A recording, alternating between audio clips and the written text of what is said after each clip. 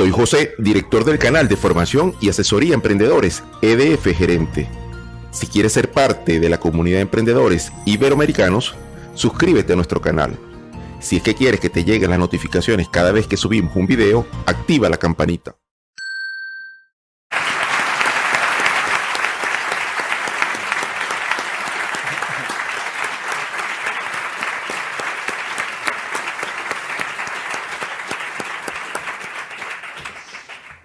Good morning, all. It's a great pleasure for me to welcome Professor Michael Porter, especially because he's one of the persons who influenced me to spend half of my professional and corporate life working on strat planning.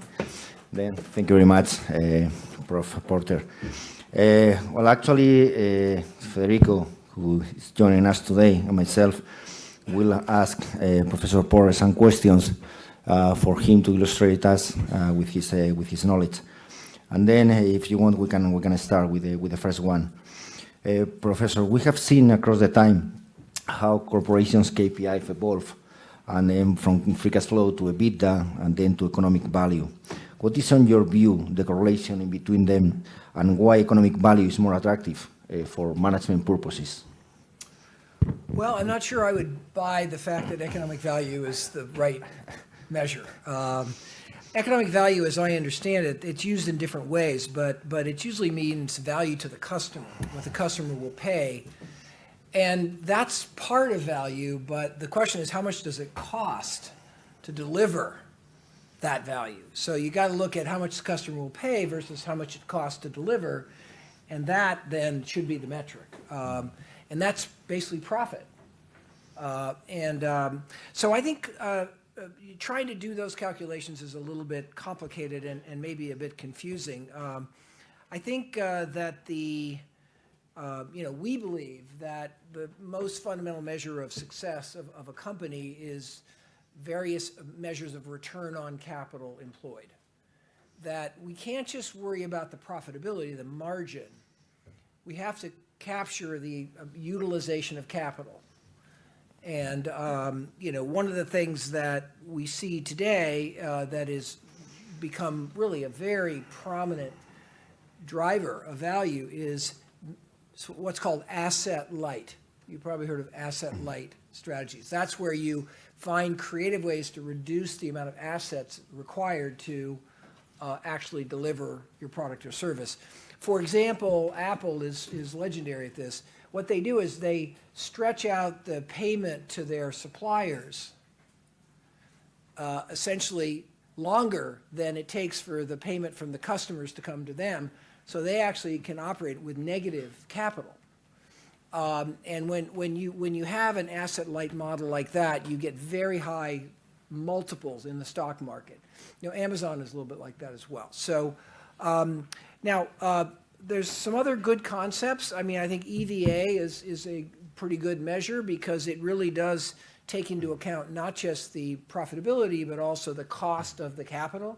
So I think any good measure has got to recognize both. It's got to capture profitability and the difference between price and cost, but it's also got to capture the capital employed. And I think if I were studying a company, I'd be looking at multiple measures. I'd also be looking at market capitalization, how the stock market is valuing the company, which has to do with how the investors perceive the value. And I think all those things, if you compare them and look at them at the same time, you can often get real insight into what's going on in the company and hopefully how to improve it. So it's a very good topic, and there's this constant quest for the magic measure. And there is no perfect measure. It does not exist. It's too complicated. So I think you need to use multiple measures to actually understand. Thank you very much. Professor, it's a pleasure to be with you here.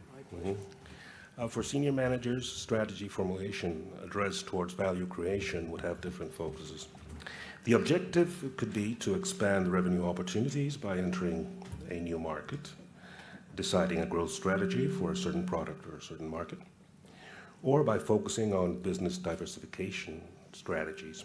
How do you develop a strategic business framework based on value creation? Well, I think that's a whole course, which we don't have time for today, but let me just make a few comments there. I think that the first thing that you have to do when you develop a strategy is the management team has to be aligned on that strategy. You can't have different management team members wanting to think about strategy differently. They have to come together and reach a consensus. And this is sometimes challenging. This person in finance wants to do this, and this person in marketing wants to do this. But ultimately, any strategy has to be a unified, integrated way of competing that all functions can buy into and do their part. A strategy is holistic. It's how you put the marketing together with the production, together with the service, together with the branding, together with all the pieces of the business. So every manager has to be aligned with the overall strategy. Now, the key ideas in strategy really consists of two pieces. One is a unique value proposition for the customer. All strategies have to have a different, distinctive way of creating value for the customer than their competitors. If you're trying to compete value in the same way, you have sort of a zero-sum competition. You're both trying to do the same thing, and what happens is your price goes down, and actually the customer doesn't have any choice. The customer only gets one thing. A good strategy starts with a unique value proposition. Do you want to provide, do some customers want more service and more support, other customers don't need it? Those are two different value propositions. And when you're developing a strategy, the idea is not to copy somebody else. The idea is to find a group of customers that have not been served well and design a value proposition for those customers. All great strategies look like that. So the value proposition is really what customers are you serving? A good strategy chooses the customers. It doesn't just inherit the customers. It chooses the customers the company wants to serve. Because you can't serve all the customers equally well. You can't meet everybody's needs. The needs are different. You've got to figure out whose needs you're going to try to meet. So always think of strategy as you get to choose the customers, and rather than just who shows up. You've got to not just take whoever comes and try to serve them. You've got to try to identify who you can serve uniquely well and find them and access them and persuade them that you're the right player. So that's the value proposition. The second part of a strategy is a unique operating model, or what I call the value chain. To deliver a different value proposition, you've got to compete in a different way. You've got to do marketing differently, production differently, service differently. All the parts of the value chain need to be adapted to actually deliver on whatever unique value you're trying to deliver. So again, we teach strategy at HBS, and I've taught that for many years, and obviously we teach by the case method, and strategies, there's no one formula for strategy. There's some principles, but the essence of strategy is doing it differently than somebody else. So strategy is, you've got to invent a strategy. You can't just copy somebody else's strategy. And so those are some of the key ideas. But I do want to come back to the idea that as you go through the process, you're going to have a management team, and different people on the team are going to have different ideas. But at the end of the day, you have to be aligned. You cannot succeed if different managers in the company are pursuing different strategies, or if they're fighting over what the strategy should be. I see that all the time, and it just never works. So, because strategy is essentially holistic. It's about putting all the pieces together across all the functions of the business into a kind of coherent view of how to deliver for this particular customer group or that particular customer group. Excellent, thank you very much. Well, coming back to 1985, you introduced in your book Competitive Advantage the concept of the value chain. You just mentioned it. And then looking at the competitive advantages, we have basically two options: to set yourself apart of your competitors, or to have a lower cost base. And then to combine both strategy at the same time doesn't look like easy though. And how is it possible to achieve though through the value chain analysis? So let's all understand the value chain. You all sort of know, you clearly know what that is. That it's essentially the set of activities involved in conducting a business. Service, product development, all the activity. And there's a framework for kind of organizing those activities. When you are in a business, you're just doing lots of things. And the value chain is the tool for identifying all those things so that you can look at them, as a group. The value chain is then sort of the fundamental unit to understand competitive advantage. All competitive advantage comes from things you do in the value chain. It could come from product development. It could come from being really low cost in manufacturing. It could come from having the best sales force. It could come from having the best after-sales service. So to really understand value chain, you can't think of the company as a whole. You've got to get down to really understand competitive advantage. You've got to get down to the value chain, okay? And then you have to have the value chain where the pieces fit together. The way you do marketing reinforces the way you do production, reinforces the way you do service, reinforces the way you develop your brand image. So the value chain is really the plumbing, underneath the overall strategy. And now you mentioned low cost. What we know is that there's two basic types of competitive advantage. One is low cost. And if you can find a way to do something more efficiently than your competitors, not just one time, but because you've got a better model, then that can be an advantage. And if you're lower cost and you can achieve a similar price, you will be more profitable. Again, strategy is about superior profitability. That's what it's about. If you don't want to be superior, you don't really need a strategy. You could do a little bit of everything. But the essence of strategy is superior profitability, and one way to have superior profitability is to be economically more efficient, structurally, to deliver the product at lower cost, okay? The other competitive advantage is to deliver something that the customer will pay more for, and that's what we call differentiation. To produce a product that people value more because that product will help them be more effective at what they do or in their business. So, there's lots of examples here, and it would take maybe too long to talk about some examples, but you can probably all think of companies that are just really low cost, and they pass that cost on, maybe a little lower price, and the product is okay, it's not unique or anything, but it's good enough, and you really like the low price.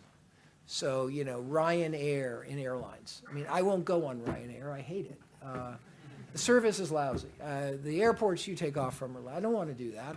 And luckily, I don't have to because I can afford to go on, Iberia or some other airline that has a different way of achieving competitive advantage, which is more on service and kind of providing the right environment for the customer and so forth.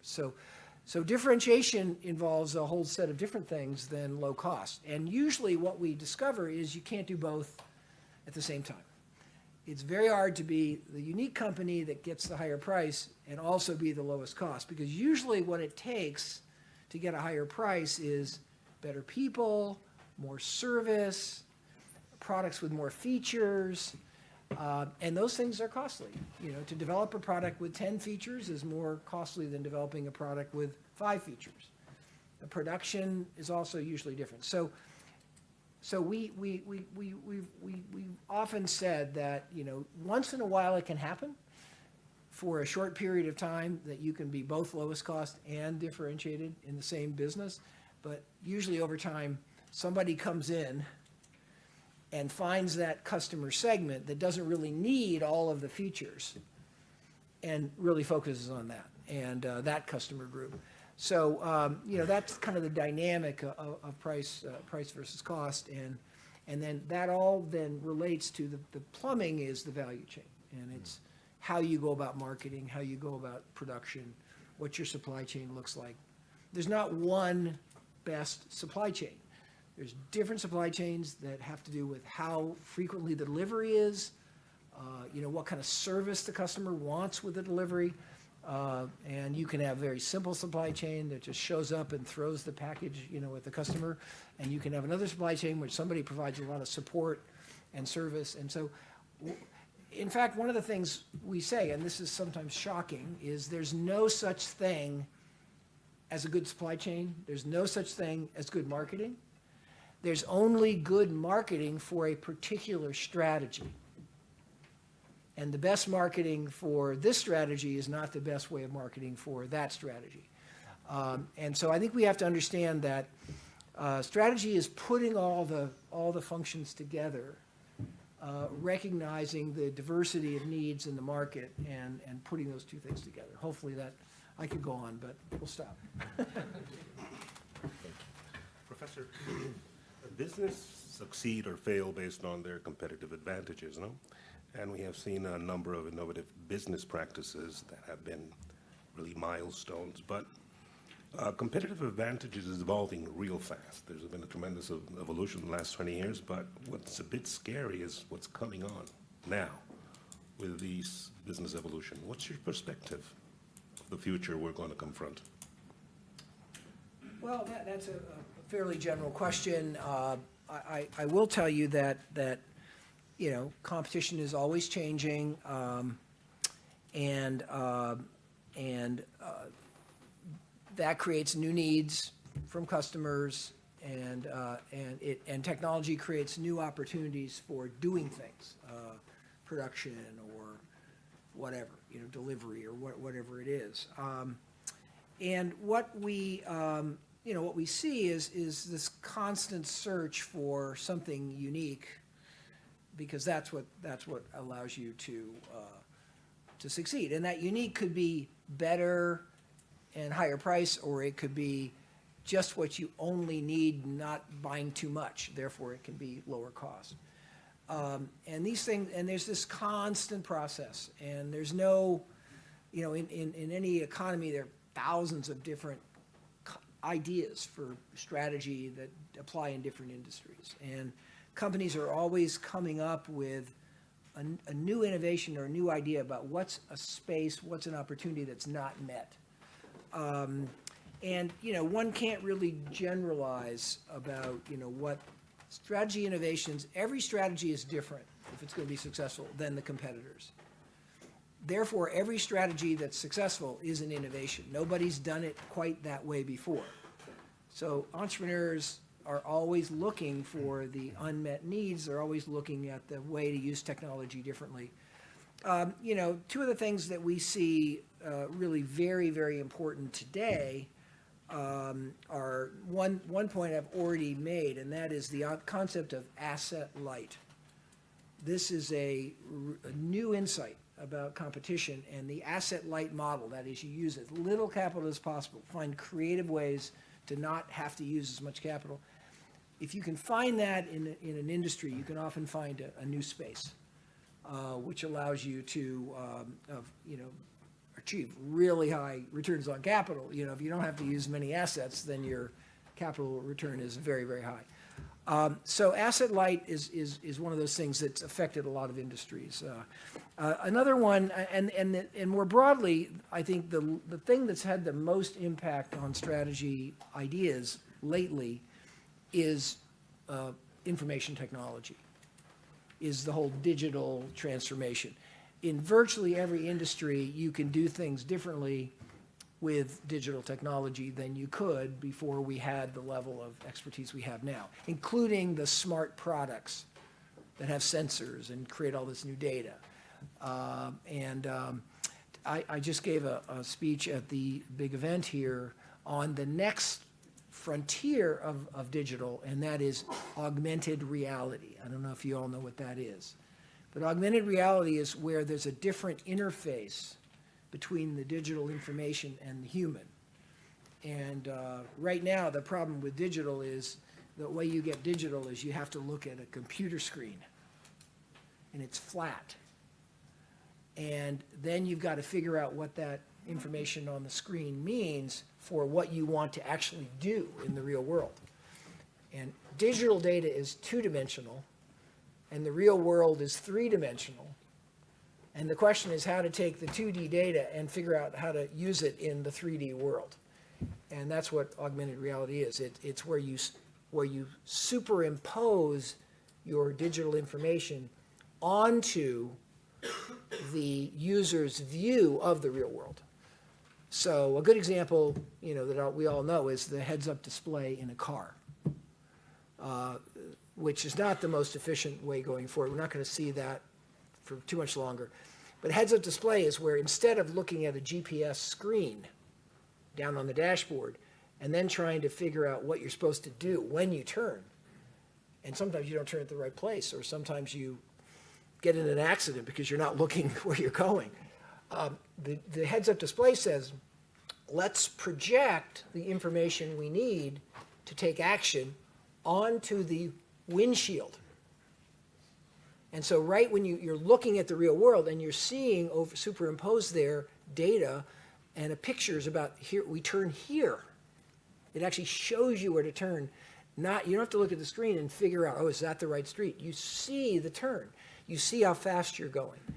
So that's an example of AR. And it's a very, very powerful technology. It's in the very early stages. Pretty soon it's going to be everywhere, everything. That's the way we're going to link the digital world with us, the humans. If you go back in history, the interface between humans and products was mechanical.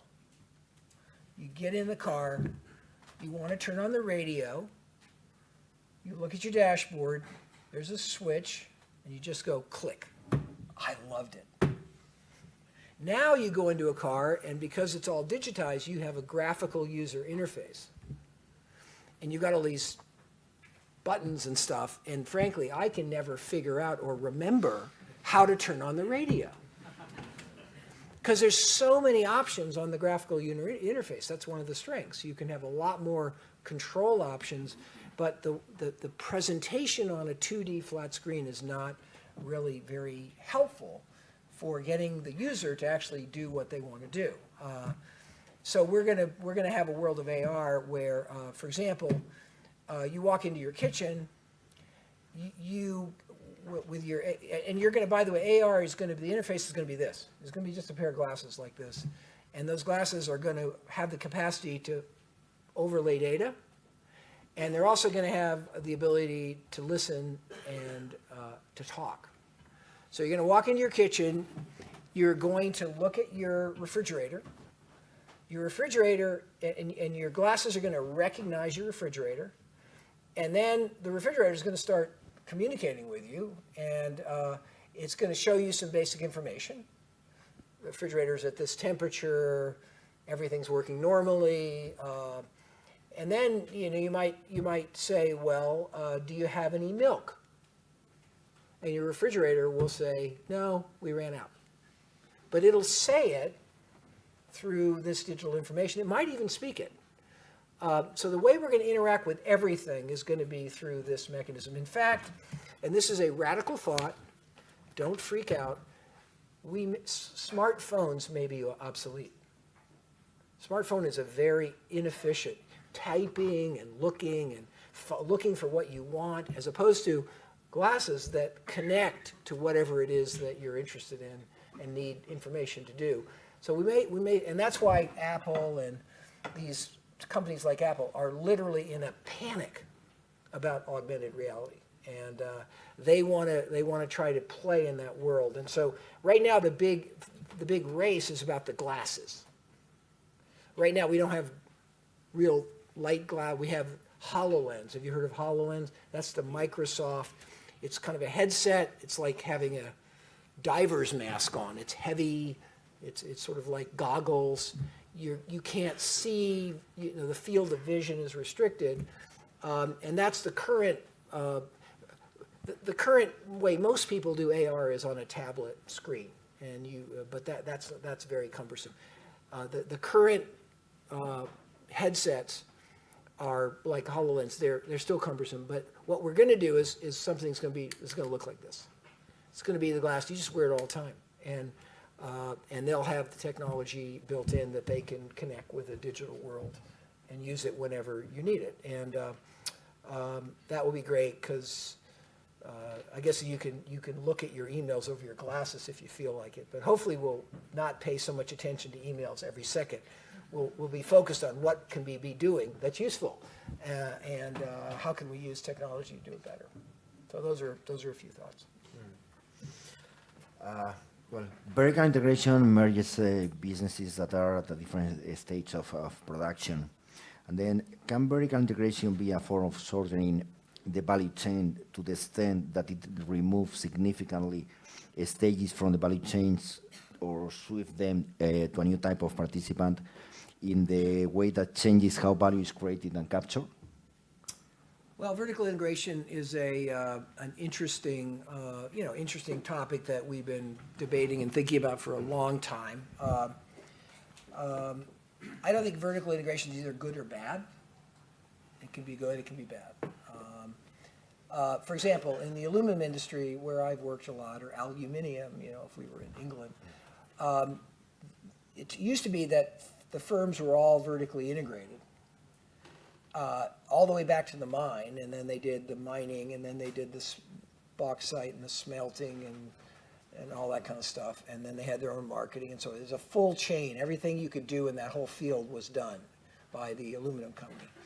What we learned fairly quickly was there was really no advantage of being vertically integrated.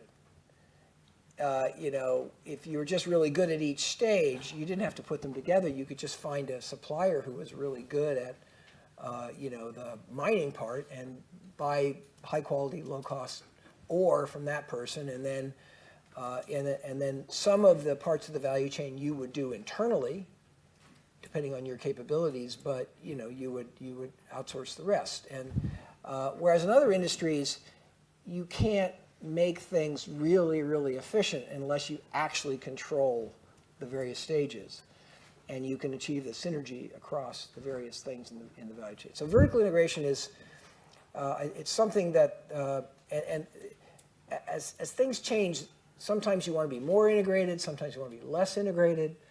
And one of the things that happens in industries is we see sort of a cycle, more integration, less integration, more integration. And that depends on the technology of the day, the cost structure, supplier base available. So vertical integration is a very difficult topic, and there's no generalization about it. It's every case is different. And again, you're looking at whether integrating something in the same organization and being able to align it very, very carefully from one stage to another really gives you an advantage, or whether actually you want the best person at each stage to do their thing and then kind of take advantage of that. That's the basic issue with vertical integration. Thank you. We're over the time, so if you could go to the last question? Okay. The last question. What factors associated with shared value lead the success of companies in international markets, and how does shared value impact on those companies? Well, I don't know if anybody here has been exposed to the concept of shared value. This was an article that I wrote with Mark Kramer and published in the HBR in 2011. And I had been interested in many years, as had Mark, on what's the best way for companies to actually benefit society, okay? And there's been a long history of, kind of corporate efforts to engage in society, which are good. There's been a long history of companies that have not engaged very well in society. In fact, they've made society worse, through a variety of practices. But I think what we've learned is that, the most powerful way for companies to engage in society is not philanthropy. Philanthropy is just giving money. Most corporate philanthropy is you spread your donations across many different problems and causes and NGOs. And it's good, and we recommend, companies should have a philanthropic program because we all should give and we all should share. But ultimately, the impact a company is going to have through philanthropy is very small. Even the Gates Foundation says our money for the problems of the world is a drop in the bucket. We're not going to solve homelessness. We don't have enough money to solve homelessness because it's a gigantic problem. It's very complicated. So, so philanthropy, I think, is where we started with corporate impact on society. Then we moved to corporate social responsibility.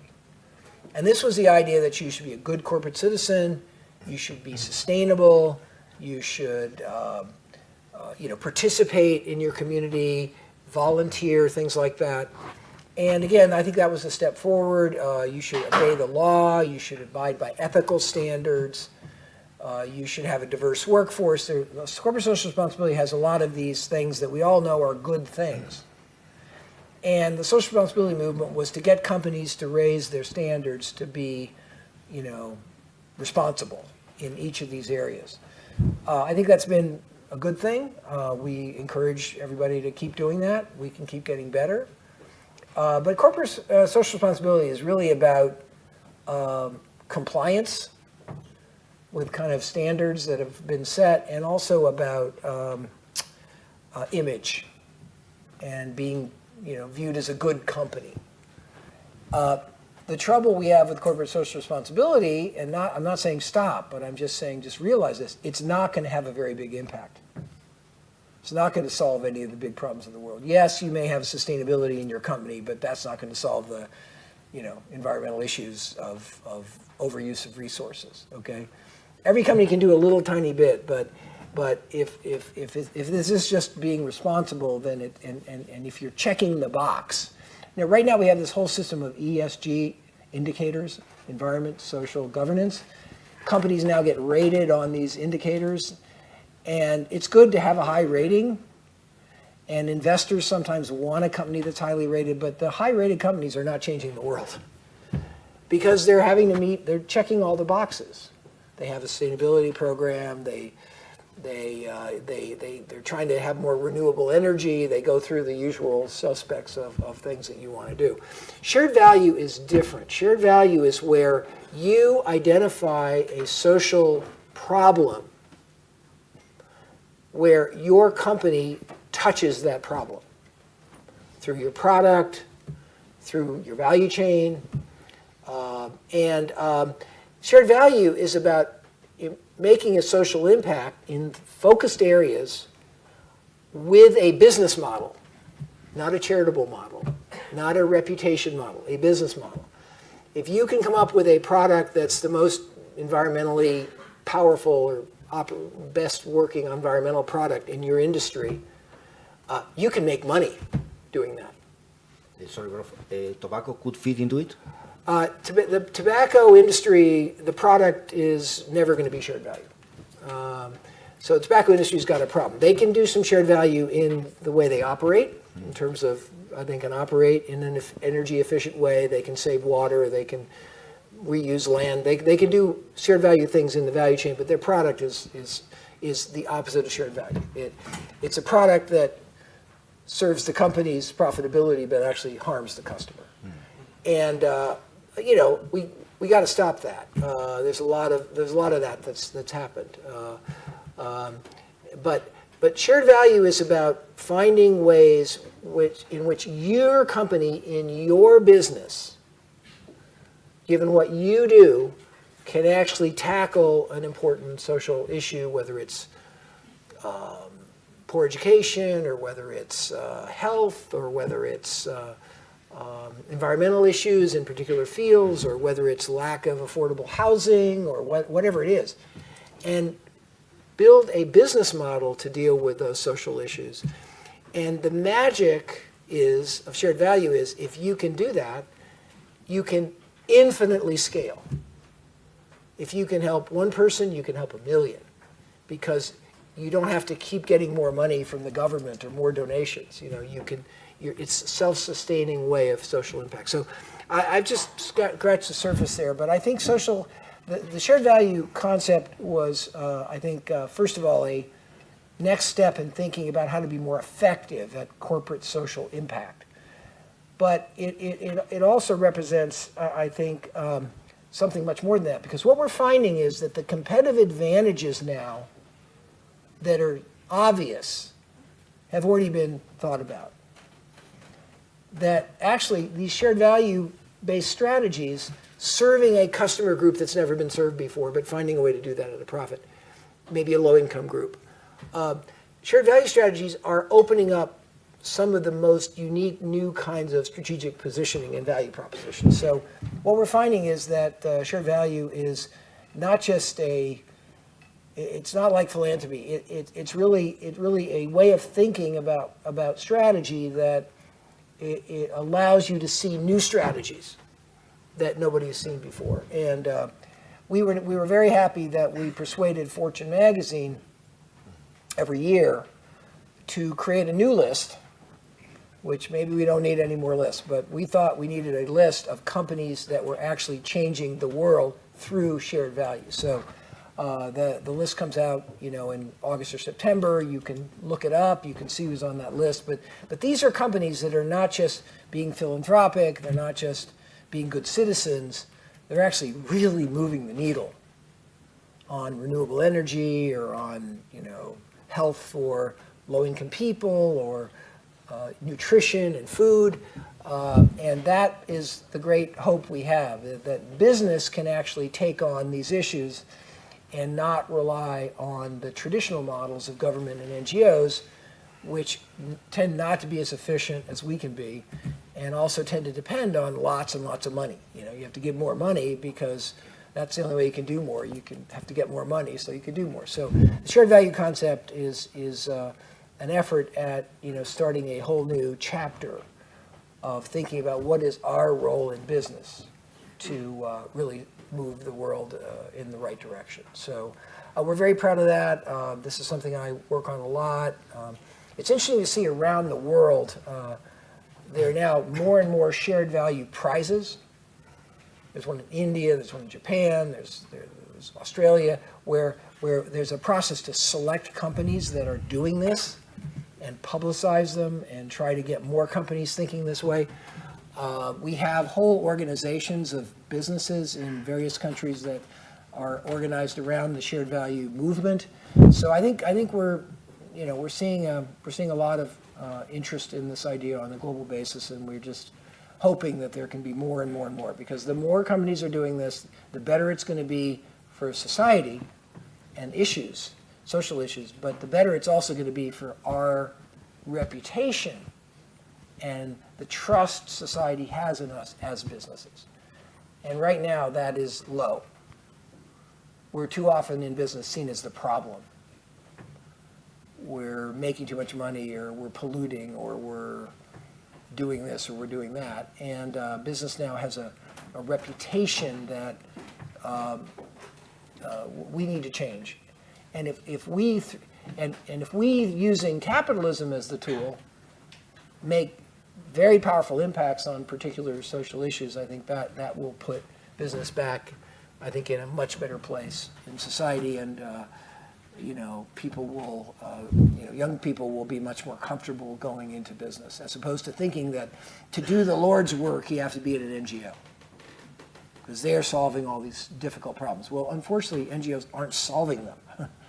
They're just making them a little better. Whereas if we in business can invent strategies that are profitable, we can actually solve things because we can scale. So anyway, that's the concept of shared value. That was more than you were probably expecting, but you can tell that I'm very interested in this. And I have just a last personal question. We have seen that private consumption in the last few years has been the trigger for GDP growth. Which?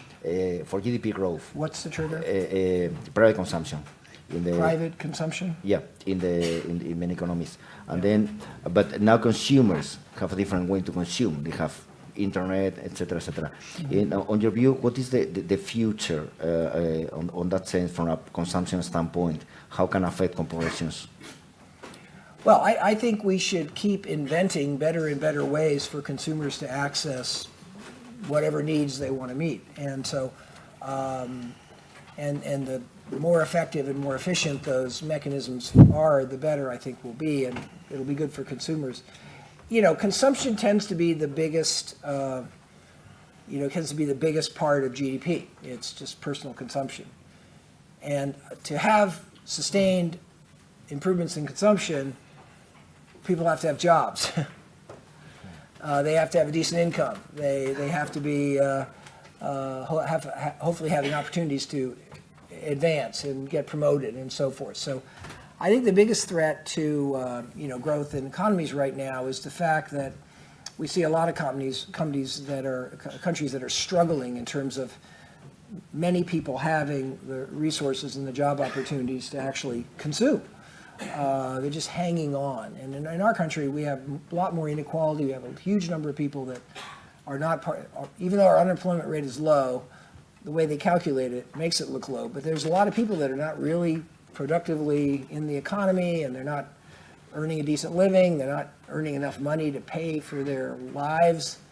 They need public assistance. So I think we need to, and that's because perhaps economic policy is not creating competitiveness and opportunities for all the citizens. So, which is happening in our country. So I think consumption is rooted in the resources to consume.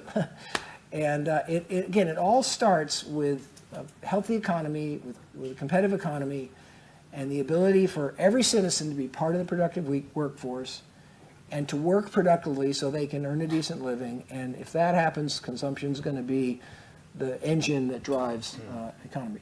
Government, borrowing money, all those things are very dangerous. What we want is to create a better situation, better lives for all our citizens. And if we do that, then I think that's the foundation for an economy that we want. So, good. I guess we're probably out of time or over time, but thank you for having me. It's great to be here, and hope all you students, become the solutions to all the problems that we can all see in front of us, and you have a different mindset than the traditional politicians have, and the traditional folks in thinking about the world. And I think we have another generation that's really quite different coming online, and that's a great hope that we all have. Thank you.